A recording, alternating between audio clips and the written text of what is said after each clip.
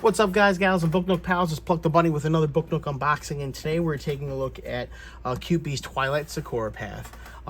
This is one of 4 new products they just released in the beginning of summer 2026.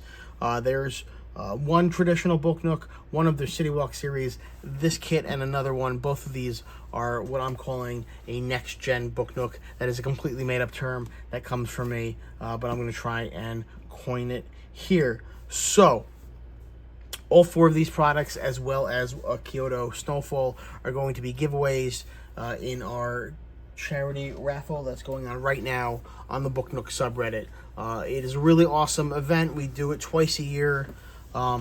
This year, for our mid-year event, we are raising money for Doctors Without Borders and No Kid Hungry. So we're raising money for healthcare in impoverished and war-torn areas around the world, and making sure kids in America don't go hungry. They're really awesome causes.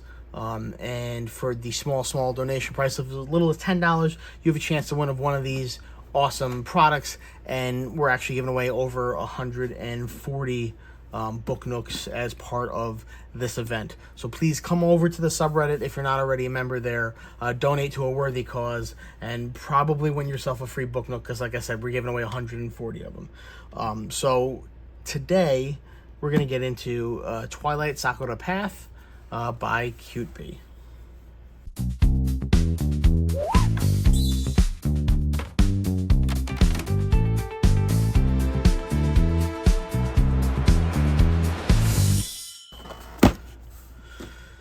Okay, and we're back. So you're probably saying to yourself, well, Pluck, this is not the same Book Nook you showed in the intro to the video. And you're right, it's not. This is one of their other new ones called Serene Courtyard, and we're going to get to that in another video. It is another one of the featured items from this event. But the reason why I wanted to get into it is I wanted to demonstrate why I'm calling this a next-gen Book Nook.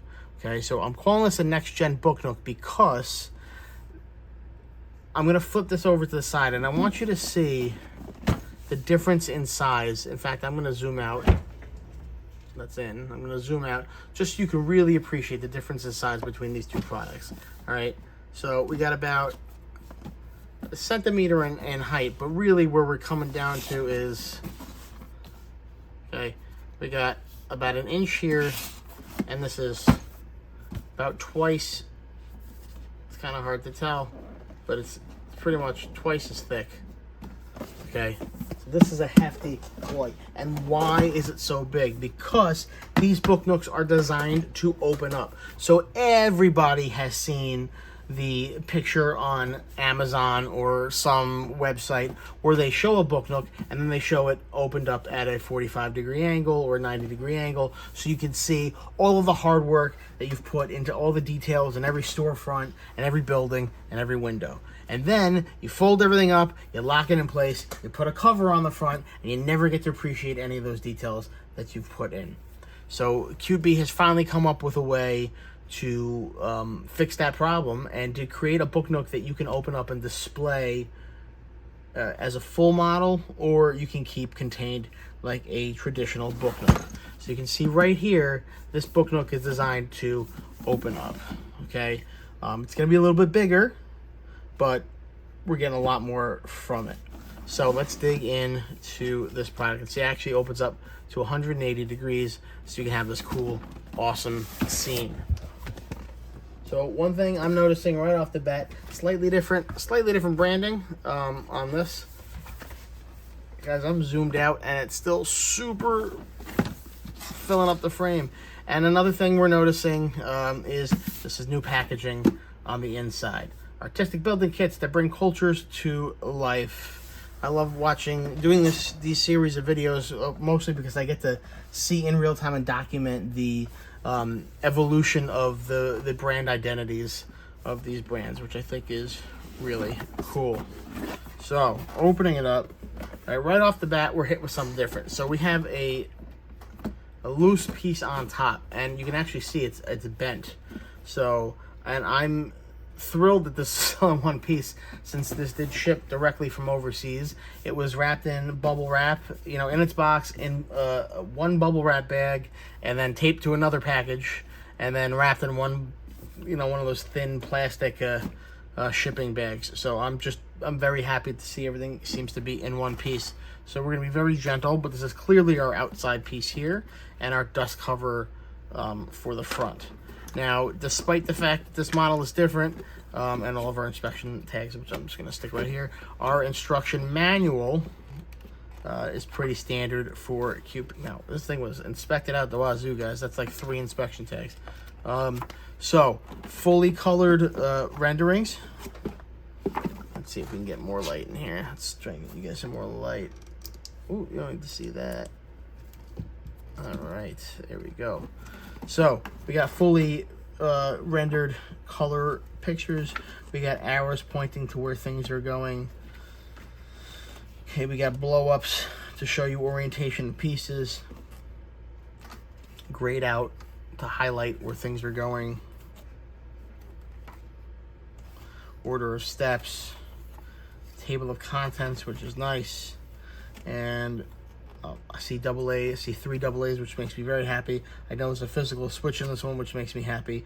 And then our LEDs are by length and number of LEDs.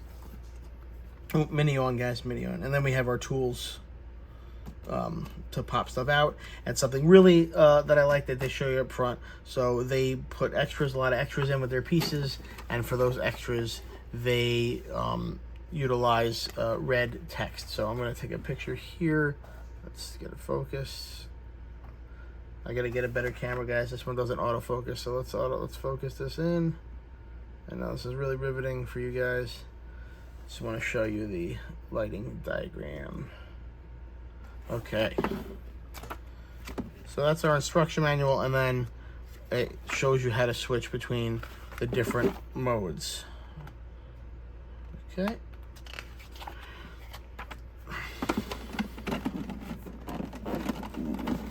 So I'm just going to remove this centerpiece so that we can take a look at the awesome outside, and then we'll put everything back.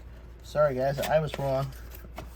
1, 2, 3, 4 inspection tags, but you'd love to see it. That's how you know that the quality is there. Just want to just tab in there. Stock stays together better. There we go. Okay. Little inside baseball, guys. I'm just a guy. All right. So I don't want to flex this too much because it's accordion wood, and I'm just afraid it's going to break. It does not feel weak, but I'm just, you know, it's been bent for all this time. It's gone across the world bent, and for right now, I don't really want to mess it up. But we got the nice, I thought it was solid spine, but there is actually a pattern on it. I hope you guys can see that. Some beautiful, like, what looks like etched wood. No, it's not etched, but like it's got like a wood etching pattern on the outside, and then the inside is this beautiful scenic picture. So let's support that again. Let's put the space back in there. So that's going to be the outside. All right. The other thing I'll notice is QB has added this plastic tray. All right, we'll dig right into the electronics and the goodie package first.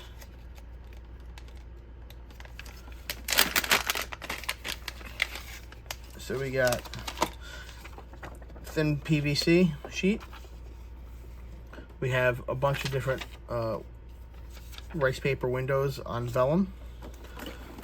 Okay, we have our terrible sheet of stickers for wire management. I really wish they would figure out a better way to do that. That's every company, that's not limited to QB. We have this brand new state-of-the-art giant book nook, and we have still our tiny emery board, so we're going to badly bounce that off our computer monitor, and then we're going to take a second shot and throw it in the corner. So let's look at our lights here. So we got a triple battery box with our jumper cable right on there. Loving that they're double A's now, no more triple A's. All right, and I'm really loving the heavier gauge wires. I'm a fan of these LED strips, and I love me a physical switch. Listen to that, guys.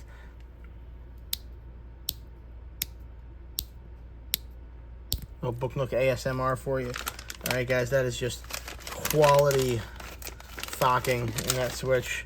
And I just really love that because I prefer the tactile switch over the touch sensor. I think the touch sensors were a neat gimmick when I started book nooking, and I very, very, very quickly outgrew the novelty of it. And I think I was on my 5th book nook when I started disabling the touch sensors, and I went back and I did it on all of the ones I had, and now I'm closer to 100, and virtually every one of them has had the touch sensor removed. There's a couple where it's not feasible, but for the most part, if I can take out the touch sensor, I do. All right. So a little bit of the smell that we're used to, because this is a new product. All right, we're gonna close this just so we have some area to work with. All right.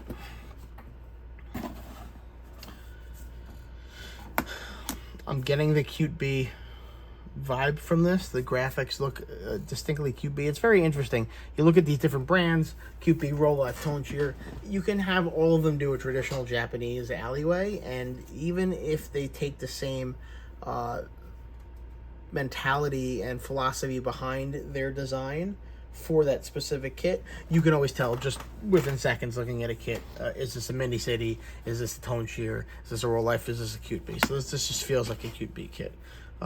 Again, the red shows us the extras right here, and I do like the orientation arrows, so you know which piece goes in and which piece doesn't.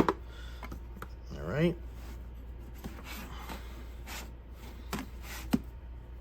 Some nice texture here. This looks like it's gonna be, you know, from the outside a little more traditional. We got a cool painting of the food, little sign right there. It's neat. One little thing here, and I'm gonna take a quick picture of that. It's kind of hard to tell with my webcam since it is not the best quality. But if you look here, that is. Oh. Can I take a picture like that? Let's try that. If you look here, it's almost photorealistic. It doesn't really jibe with the other pieces. So I'm not the hugest fan of when they choose disparate styles. But that seems to be the only piece so far that kind of goes its own way. Oh, I already had a piece fall out, so you gotta be careful, guys. But that's okay, because these pieces falling out mean the connection points are not crazy strong, and that should make it less difficult getting them out without breaking it. Guys, make sure if you're taping these pieces back in for storage or just, you know, during your build, if you can, tape it on the unfinished side if there is one, because they can take some of the printing off. So again, everything looks consistent here at this point now going forward. Fingers crossed that'll carry through to the end. Not a whole lot going on here. What I'm liking is that in this traditional build, there's not too much colors in the buildings, just coming off of a build right now where every edge has to be painted, and they're all white, and white is the worst color to paint on a book nook by far. It's nice to see some navy blues and a lot of browns that I could use alcohol markers with. That's just refreshing to me. I am surprised to not see any double-sided printing yet, especially since this is a kit that opens up that you'll see from multiple directions. This does look like our center base. So guys, I am familiar that in a lot of Japanese things I've seen the carp windsock kite thing on the pole. Does anybody know what the cultural significance of that is? If you do know, please put in the comments. Let me know. These look like they're going to form different roofs, or rather the different floors of our central building. And again, I'm very surprised, especially on a Cute Bee kit. There we go. See, I was initially concerned. I hadn't seen any double-sided printing. But I'm happy to see it. And so the grass is consistent with the other grass, and still the only thing that I think doesn't really fit. But considering it's that piece and just that piece, and it is consistent among the grass, all the grass pieces, it must be a deliberate choice and not a lapse in design style. Also, there's our hidden cat, and I'm loving that this cat is proportionate. It is not a gigantic cat. that has no place inside of this model. And beautiful, beautiful double-sided printing with our different women here. Okay, this looks like it's going to be our top piece for when it's closed, with a intricate wood pattern cut on it and a neat little like faux wood grain printed into it. And then these are some thin, these look like a bunch of different things, but it's actually 4 thin holes. And then this looks like these are going to be our sides right here. And you can see there's a lot that's going to go into it, and I'm really enjoying seeing these colored index marks. Take a picture of these for you guys to see. And these marks have corresponding marks on the pieces that are going to slide into it, so you know where they go. So, guys, gals, Book Nook pals, we have our first major innovation in a while regarding Book Nooks. Okay, Book Nooks that are designed to be displayed straight on, 45 or 90 degrees rather, and 180 degrees. And I really applaud Cute Bee for really going for it, not on a hinge, with some very robust accordion wood. It survived that trip, and I'm all the more impressed for that. So until next time, this is Pluck the Bunny reminding you, go over to the Book Nook subreddit, fill out the registration form, sign up for the charity event now. Again, we're fighting children's hunger. We are fighting disease and warfare in terms of the injuries and the people who can't get their access to health care that they need. It is an awesome cause. You do not donate to the Book Nook community. You donate directly to the charities, just in Book Nook community, into the Book Nook subreddit's name, and then you're entered into the event with the chance to win. And like I said, we're giving away right now. I'm still waiting on a couple companies, but we have 140 something Book Nooks committed. So please come join us. We do it twice a year. Last time we raised $5,000 for charity. One of the manufacturers has already committed $1,000, so we are 20% of our way towards our goal. Until then, this is Pluck the Bunny saying good looking, good nooking.